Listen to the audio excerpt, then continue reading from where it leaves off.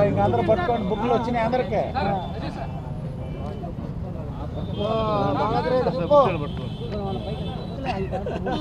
ఎంత క్రాస్కి వస్తే అది బాగుంటుంది,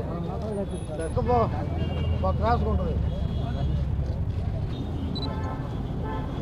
గడిచిన 4 సంవత్సరాల పైగా వైఎస్ఆర్ కాంగ్రెస్ పార్టీ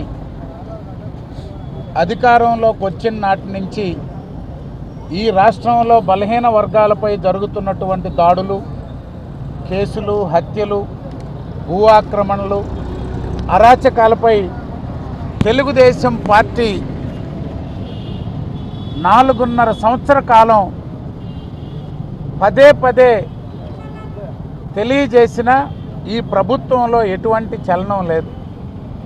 ఈరోజు తెలుగుదేశం పార్టీ ఓ బుక్ రిలీజ్ చేశాం. ఈ రాష్ట్రంలో వైఎస్ఆర్ కాంగ్రెస్ పార్టీ అధికారంలోకి వచ్చాక 74 మంది తెలుగుదేశం పార్టీ ఇతర రాజకీయ పక్షాల బీసీ నేతల్ని దారుణంగా హత్య చేశారు.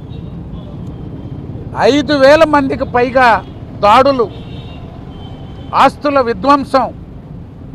వీటిలో ఏదైనా ఒక్కటైనా నిజం కాదని చెప్పే ధైర్యం వైఎస్ఆర్ కాంగ్రెస్ పార్టీకి ఉందా అని అడుగుతున్నాం.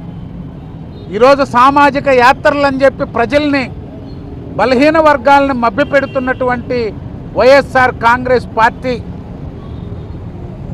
ఆదరణ, ఇతర బీసీ పథకాలు ఏమైనాయో మాట్లాడే పరిస్థితి లేదు. 76,000 కోట్లు బీసీ సప్లాన్ నిధులు దారి మళ్ళీపోయినాయి. మన జిల్లాకి కూడా మొట్టమొదటిసారిగా నారాయణ గారి తర్వాత మంత్రి అనిల్ కుమార్ గారికి మంత్రి పదవి వచ్చిందని చెప్పి పార్టీలకు అతీతంగా బీసీలు సంతోషించారు. ఏమైంది? ఇరిగేషన్ మంత్రిగా ఏమో కానీ తన సొంత జిల్లా, సొంత నగరంలో బీసీ భవన్ కూడా నిర్మించుకోలేని మంత్రి పదవి అనిల్ కుమార్ గారు ఎలగబెట్టారు. అంబేద్కర్ గారు ఎస్సీ ఎస్టీలకి భారతదేశంలో రిజర్వేషన్ ఇవ్వబట్టి ఈరోజు వాళ్ళందరూ ఐఏఎస్, ఐపీఎస్, ఐఆర్ఎస్ ఆఫీసర్లు, వాళ్ళల్లో ఎంతో డెవలప్మెంట్ వచ్చింది, చైతన్యం వచ్చింది. అదేవిధంగా మన రాష్ట్రంలో బీసీలని డెవలప్ చేయాలనేదంతా ఫస్ట్ టైం ఎన్టీ రామారావు గారు రిజర్వేషన్ కొంత 20% ఇస్తే, తర్వాత నారా చంద్రబాబు నాయుడు గారు వచ్చి 34% ఇచ్చారు. ఇచ్చిన ఉద్దేశం ఏంది? వాళ్ళని డెవలప్ చేయాలా. ఈ రాష్ట్రంలో 50% పైగా బీసీలు ఉన్నారు. బీసీలు డెవలప్ కావాలంటే ఖచ్చితంగా ఏ వర్గమైనా ప్రపంచంలో డెవలప్ కావాలంటే చట్టసభల్లో వాళ్ళ వాయిస్ రాలి.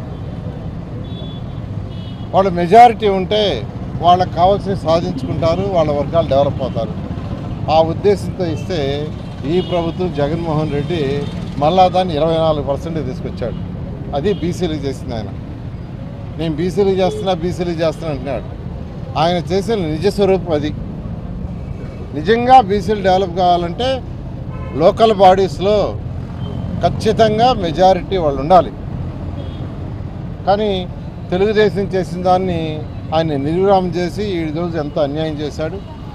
ఈ విధంగా ఈ యొక్క జగన్మోహన్ రెడ్డి ప్రభుత్వం, వైసీపీ ప్రభుత్వం బీసీలకు పూర్తిగా అన్యాయం చేసింది. పేరుకి మాటలే. అంతేకాదు, ప్రభుత్వాల్లో ఏదైనా ప్రభుత్వాల్లో ఒక సీఎం కింద ఉండే ఆఫీసర్లు కావచ్చు, సలహాదారులు కావచ్చు, వాళ్ళు మెయిన్గా బీసీలు ఉంటే కింద వాళ్ళకి బెనిఫిట్ అవుతుంది. బీసీలు ఉండాలి, ఎస్సీలు ఉండాలి, ఎస్టీలు ఉండాలి. అన్ని వర్గాల వాడు ఒక మినిస్టర్ కానీ ఒక సీఎం కానీ తన కింద ఉన్న వాళ్ళు అన్ని వర్గాల వాళ్ళు ఉండాలి. ఈరోజు జగన్మోహన్ రెడ్డి యొక్క సలహాదారులు, ముఖ్య సలహాదారులు ఒక్కరైనా బీసీలు ఉండారా అంటే ఒక్కరు లేరు. ఒక్కరంటే ఒక్కరు కూడా సలహాదారు లేరు. ఎందుకంటే ప్రతి మంత్రి ఫస్ట్ ఫోన్ చేసే సలహాదారుడికే, ప్రతి ఐఏఎస్ ఆఫీసర్ ఫోన్ చేసే సలహాదారుడికే, ప్రతి ఎస్పీ చేసే ఫస్ట్ సలహాదారుడికే, ముఖ్యమంత్రి సలహాదారుడికి ఫోన్ చేస్తారు.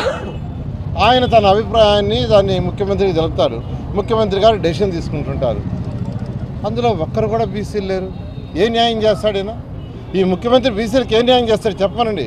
ఒక్కరంటే ఒక్కరన్నా బీసీలు ఉండాలా? అక్కడే తెలుస్తుంది జగన్మోహన్ రెడ్డి గారికి బీసీల మీద ఎంత ప్రేమ ఉందో